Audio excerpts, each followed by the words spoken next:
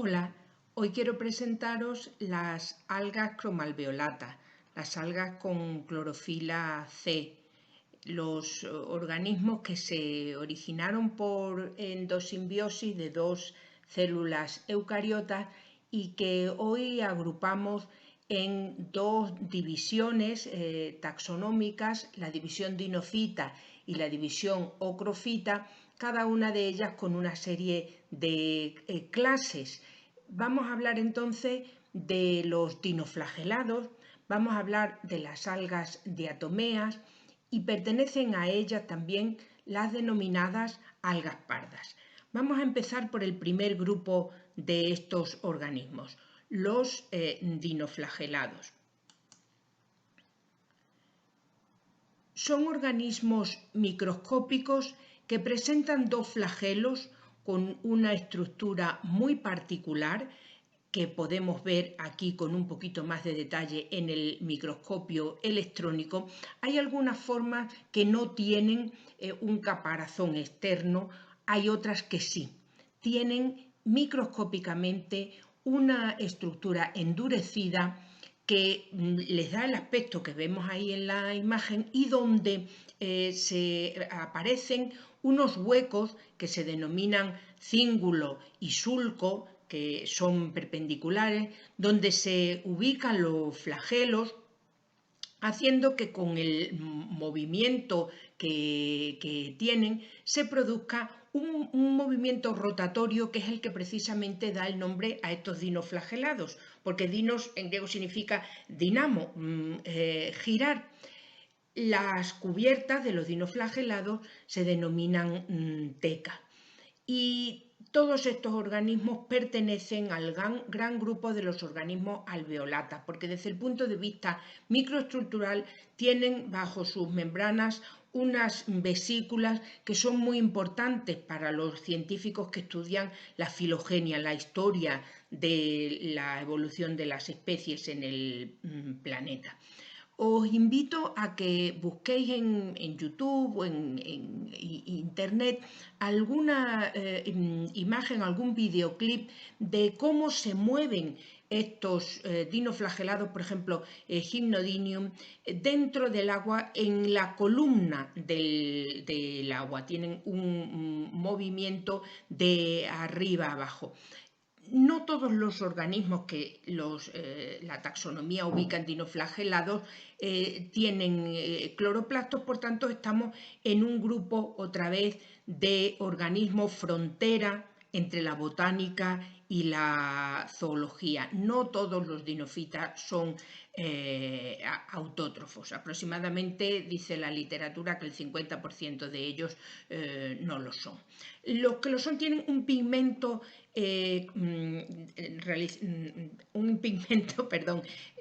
relacionado con la fotosíntesis que es específico del grupo. Se llama peridina, es una molécula parecida a la vitamina C y con las mismas propiedades.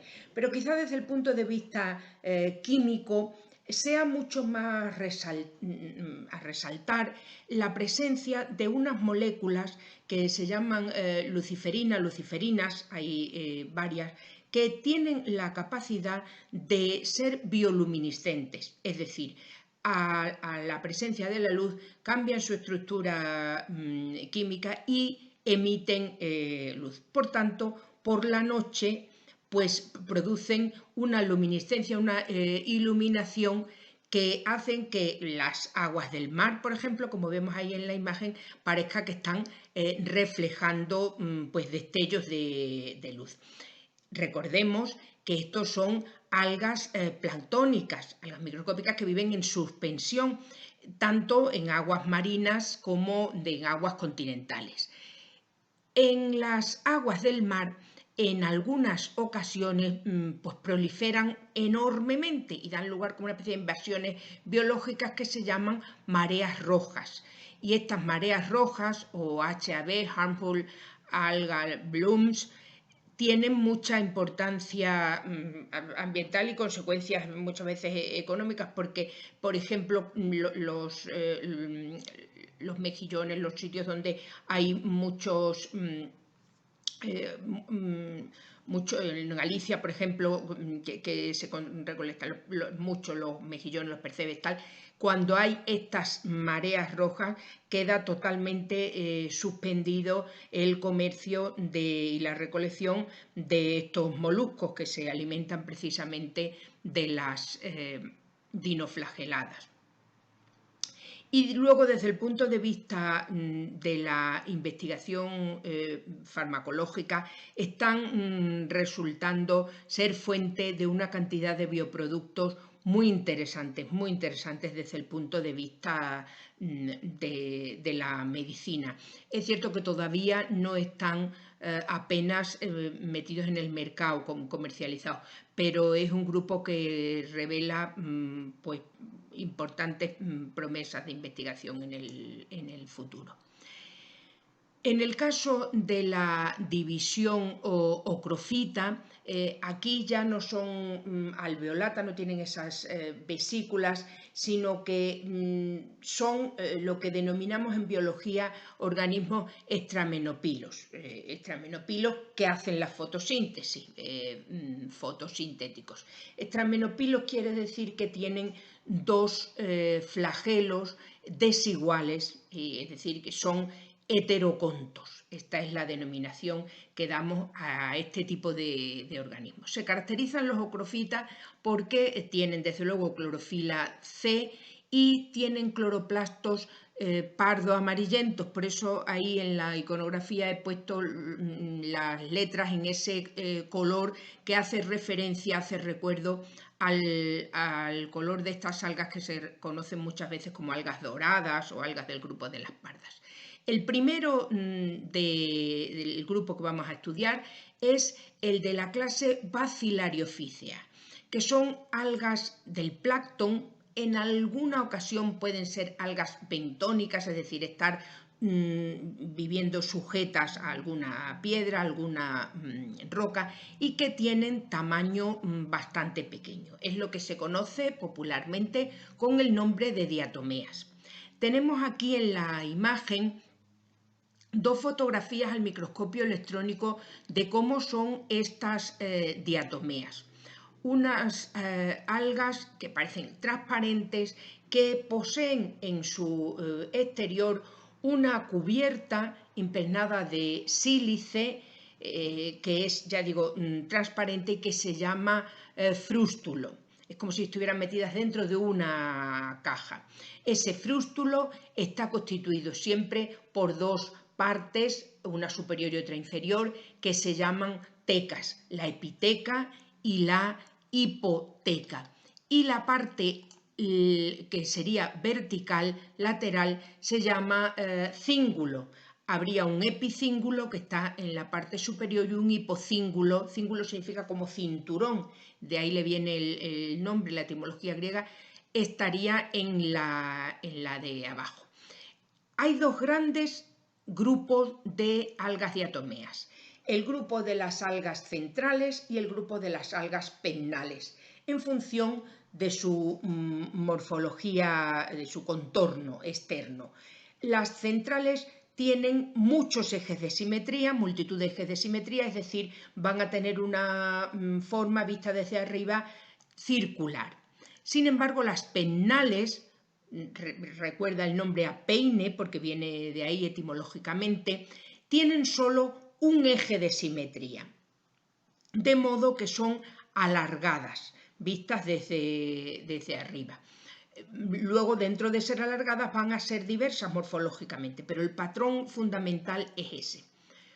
Otra cuestión que hay que conocer cuando una persona se acerca al mundo de las diatomeas es que estas frústulas, estas tecas impregnadas de sílice, tienen una morfología muy diversa. Unas veces son puntos, otras veces son rayas, son como espículas, hacen unas morfologías de lo más variado. Y esa diversidad morfológica tiene valor taxonómico, nos sirve para diferenciar los géneros y las especies. Desde el punto de vista ambiental, estos organismos, podéis razonarlo, son importantísimos por lo que tenemos aquí señalado son la base de las cadenas tróficas. Eso va a ser fundamental. Si ellas desaparecen, va a haber problemas en toda la cadena alimentaria del océano. Hacen fotosíntesis, por tanto son oxigénicas, van a estar muy relacionadas con los fenómenos de la captura del CO2 y indirectamente pues de la importancia de la preservación de la capa de ozono. Y también desde el punto de vista puramente científico, de investigación del origen y evolución de la vida, pues están en el registro fósil, de manera que nos dan muchos datos para conocer la historia del planeta. Más ventajas de estos organismos, que son unos excelentes bioindicadores de la calidad de las aguas. Os invito a que busquéis en YouTube o veáis lo que yo ahí os puedo ofrecer después. Videoclips que sintetizan perfectamente la importancia de estos organismos como bioindicadores. Yo he seleccionado esos 3 que están ahí señalados y todas las personas que tengan interés por este grupo de organismos, desde luego deben hacer la visión de estos vídeos porque están muy bien resumido todo lo importante. Por último, destacar lo más nuevo y quizás más prometedor, el futuro que está llegando aquí pero que todavía no conocemos todo, que es el de todo el tema de la bioinformática, la nanobioinformática, la nanotecnología, la nanobiotecnología. Todo el mundo del silicio es un mundo nuevo donde estos organismos están sirviendo como modelo para el diseño de muchas cuestiones de los microprocesadores de un futuro que, ya digo, está ya casi aquí. El silicio tiene mucho que ver con el futuro y estas algas están formadas por silicio. Os animo a que investiguéis un poco más sobre ello.